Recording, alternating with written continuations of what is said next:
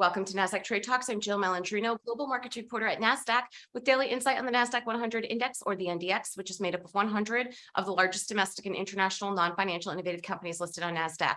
The NDX has been the barometer for U.S. large cap growth, and also one of the best performing indexes over the last decade and a half, not to mention one of the most liquid index ecosystems in the world. Joining me this Friday afternoon, we have Mark Marex, Director with Index Research and Development at Nasdaq Investment Intelligence, to discuss year-to-date performance of the Nasdaq-100 versus FATMANG. That's the 7 largest companies in the Nasdaq-100 and their 10-year valuation history. We'll also take a look at the 10-year and rates. It's great to see you, Mark. Welcome back to Trade Talks. And despite the outperformance over the last decade and a half, Nasdaq-100, along with the other indexes, struggling a bit for 2022.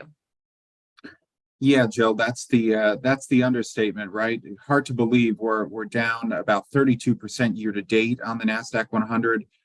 That's as of yesterday's close, making some of that back today, up almost 2%. But it's just been an extremely choppy ride, and we've talked about a number of the concerns around valuation throughout the year, the impact that higher interest rates and therefore higher discount rates have on the market. We've talked about why really the Nasdaq-100 should be fairly well positioned versus the rest of the U.S. large cap equity market, from the perspective of being able to endure a period of higher interest rates. It's a very low leveraged index, able to endure a period of higher inflation rates, given kind of lesser sensitivities to some of the inflationary pressures. But regardless of all of that, it's still an index that is disproportionately exposed to high growth companies, and growth has just been taking a beating all year, especially versus things like value. So first chart up here, these are the 7 largest names in the Nasdaq-100.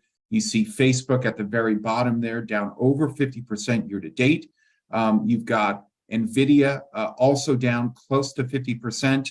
The relative outperformers here down, around 26, 27% would be Apple, Microsoft, and Google. But then you've got a couple other names there that are down greater than the index as well.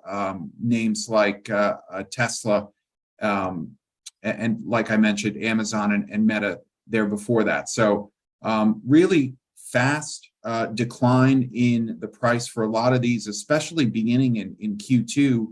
We had some of these names actually just around positive at the beginning of Q2, but it's just been a continuation and acceleration of what we saw in Q1. And Mark, if we put it into historical context here and take a look at price to earnings over the past 10 years, what do you see? Yeah, so that dark line, that's the Nasdaq-100 PE ratio trailing basis. We're down to about 23 as of yesterday's close. You could see we did get up there for a while after that dip in the pandemic in 2020. We got up to the mid to upper 30s for a bit, but we've been steadily correcting downward. And now if you follow that dark line all the way to the left across to 2012, you'll see that we're pretty much at what you would consider the average of the last 10 years, maybe even a bit below average, given that we were right around 25 for a good chunk of the past decade. So from an index perspective, certainly valuations have more than normalized, and that is still in the face of earnings and revenue growth being really solid for most of these companies this year. So in some cases, potentially maybe even an overcorrection. Look at Facebook, down at a PE of just above 12. Really hard to imagine, right? Well, one of the biggest companies in the world that continuously puts up 10, 20% year-over-year revenue and earnings growth. If you follow that dashed blue line all the way to the left, when it first IPO'd, it was trading at 50, 75, 100 PEs. And had normalized down to about 25, but even that is not good enough for this market. You see some of the other names here, like Google, like Microsoft, like Apple, trading right around 20, right? These are still names that are considerably faster growing from an earnings and revenue perspective than the overall market, and yet they're trading at a discount. So something for stock pickers to keep an eye out for, not just with respect to the index, but a lot of the biggest constituents that were holding us up throughout 2021 when other parts of the market were getting hit, they're taking it on the chin this year, and it's not really fundamentally driven from what I can see. Yeah, Mark, and it's across all asset classes. If we take a look at your last chart here, fixed income versus rates, fixed income, one of its worst starts in quite some time. But I think what's most staggering, if you look all the way to the right of the chart, the velocity at which interest rates have moved. Yeah, I mean, that peak earlier this week was crazy. We got it up to about 3.5%. On the 2-year, on the 5-year, on the 10-year, and on the 30-year.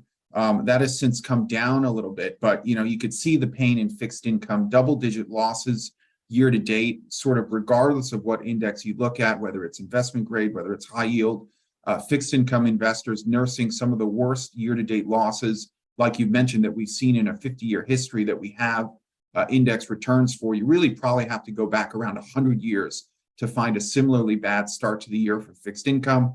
All eyes obviously on the Fed to see how closely they try to track the month-over-month changes in the inflation rate to try to get that down as fast as possible. Lots of variables in play, very, very confusing market to focus on. My message is keep your eyes on the fundamental drivers of the Nasdaq-100, especially those top 7 names. If earnings and revenue growth don't really decelerate for the rest of the year, even as the economy is slowing, you would expect to see those names start to outperform. All right, Mark, appreciate the insight as always. Thanks for joining us on Trade Talks. I'm Jill Malandrino, Global Markets Reporter at Nasdaq.